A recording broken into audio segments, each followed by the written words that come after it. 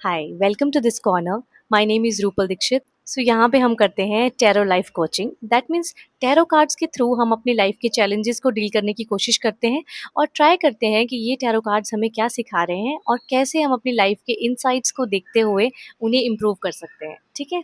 सो आज मुझे ये एनर्जी आई थी कि जो लोग हैं जो कार्मिक कनेक्शंस फील कर रहे हैं, कार्मिक जिनके रिलेशनशिप्स हैं, जो उन्हें संभाले भी नहीं जाते और उन्हें कुछ टीच करने के लिए आते हैं, सो वहाँ से आप बाहर कैसे निकल सकते हैं। So I have pulled 3 cards today. 3 cards हैं और सबसे पहले स्टार्ट करती हूँ मैं अपने पहले कार्ड से। So I am just going to teach you and tell you कि आप अपने रिलेशनशिप से और कार्मिक रिलेशनशिप्स आपको क्या सिखाते हैं। ठीक है। सो फर्स्ट ऑफ ऑल, ये जो आपका रिलेशनशिप है जिससे आप बाहर भी नहीं निकल सकते, डेली आपको ट्रॉमा होता है, डेली आपको लगता है कि मैं कैसे अपनी लाइफ को आगे लेकर जाऊं, रोज़ आप अपने आप को बहुत पुश करते हैं लेकिन फिर से आप खुद को वहीं पाते हैं। लाइक आप ज़ीरो से स्टार्ट करते हैं एंड पूरा दिन अगर आपकी एनर्जी अच्छी रहती है लेकिन शाम को आपको फिर से लगता है कि वो ड्रेन हो गई। So this type of loop जो है काफ़ी सालों से अगर आप फेस कर रहे हैं, सो ये आपको कुछ सिखाने के लिए आया है। ठीक है। सो अगर मैं आपको गाइडेंस के थ्रू बताऊं तो ये रिलेशनशिप आपके माइंड को एक स्टेबिलिटी देने के लिए आया है।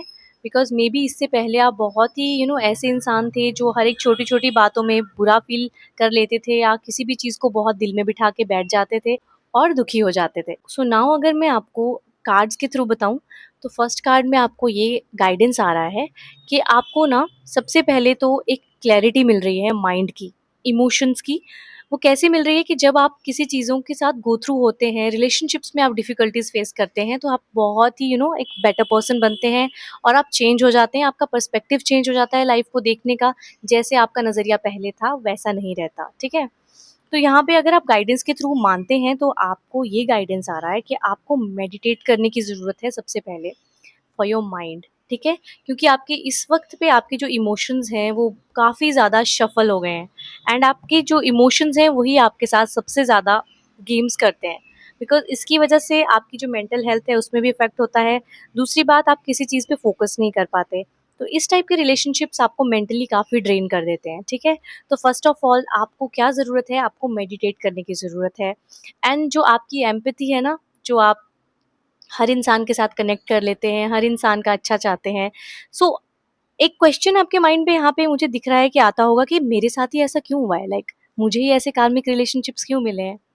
क्योंकि आप एक स्पेशल वन है और आपके अंदर ही इतनी पावर है कि उन रिलेशनशिप को झेल सकते हैं। एंड अब आपके अंदर भी इतनी पावर है कि आप खुद को इतना इंडिपेंडेंट बना दें और अपने माइंड को एक ऐसे लेवल पे ले जाएं जहाँ पे आपको अफेक्ट होना बंद हो जाए। ठीक है। तो फर्स्ट गाइडेंस आपको यही आ रहा है कि आपको ना खुद के लिए टाइम निकालना बहुत ज़रूरी है। खुद के लिए टाइम निकालिए, बाहर जाइए, मेडिटेट कीजिए, न्यू फ्रेंड्स बनाइए। सो अब ये पर्सन कभी चेंज नहीं होने वाला है। ठीक है। तो ये पर्सन आपका फैमिली मेम्बर हो सकते हैं, आपका पार्टनर हो सकते हैं, आपके फ्रेंड्स हो सकते हैं, जहाँ पे आपको रोज़ डील करना पड़ता है। सो अगर आप फाइनेंशियली डिपेंडेंट हैं इनके ऊपर तो आप ये चीज़ें ज़्यादा फेस कर रहे हैं।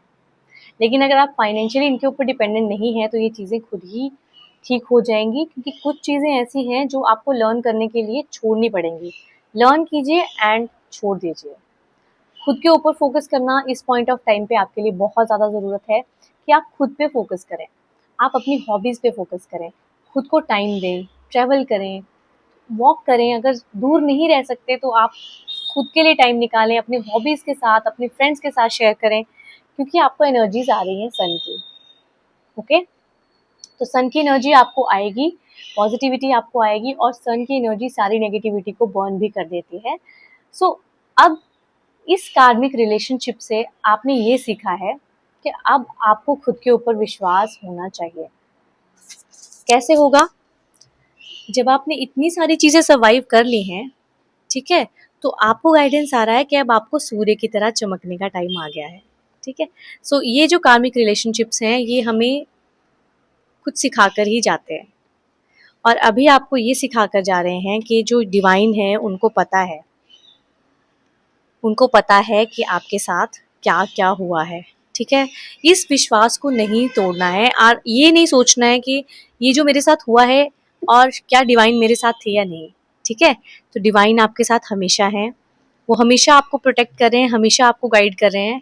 बस आपको खुद के ऊपर विश्वास होने की ज़रूरत है, खुद के लिए एफर्ट्स करने की ज़रूरत है। आइसोलेशन से खुद को निकालिए, खुद को आइसोलेट मत कीजिए अपने फ्रेंड्स के साथ, अपनी फैमिली के साथ, क्योंकि एक पर्सन दुनिया नहीं होती है। दुनिया में बहुत सारे लोग हैं जिनके साथ आप डिस्कस कर सकते हैं, जुड़ सकते हैं, अपने मन की बात कर सकते हैं, हल्का फ़ील कर सकते हैं। आई कैन टोटली अंडरस्टैंड कि लाइफ़ कई बार काफ़ी ज़्यादा डिफ़िकल्ट होती है। कुछ ऐसे लोग होते हैं जो ज़िंदगी को बहुत ज़्यादा डिफ़िकल्ट बना देते हैं।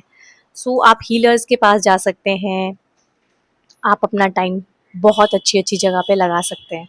तो ये आपको गाइडेंस आ रहा है कि जो भी चीज़ें आप गो थ्रू हो रहे हैं, उससे आपको खुद को आइसोलेट नहीं करना है।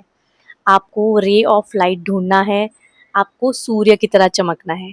अपने लिए टाइम निकालना आपके लिए बहुत ज़्यादा ज़रूरी है। ये वाली आपको आज वाइब्स और गाइडेंस आ रही है।